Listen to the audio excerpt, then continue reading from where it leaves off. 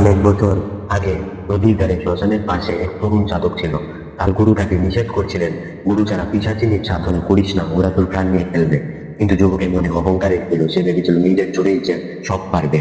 অমাবস্যার রাতে, রাত তখন 12টা, আকাশে কালো, চারপাশে ঘুটঘুটে অন্ধকার। সে চিতার ছায়ার উপর বসে পিশাচিনী সাধনার মন্ত্র জপ শুরু করলো। প্রথমে কিছু হলো না, হঠাৎ কানে এলো শিশুর কান্না, নারীর হাহাকার, মৃত মানুষের গলা মেরে পিছানি। তারপর হাওয়ার ঝড় বয়ে গেল, চারদিকে টেপে উঠলো পিছাচিহ্নের আবির্ভাব। হঠাৎ তার সামনে দাঁড়ালো এক নারী, লম্বা চুল মাটিতে টেনে নামছে, চোখ জ্বলছে রক্তের মতো লাল, শরীরে পুরা চামড়ার গন্ধ, হাসতে হাসতে দাঁতগুলো বেরিয়ে আসছে দাঁড়ালো চুরির মতো। সে বলল, তোকে চাই আমি, তোর প্রাণ চাই।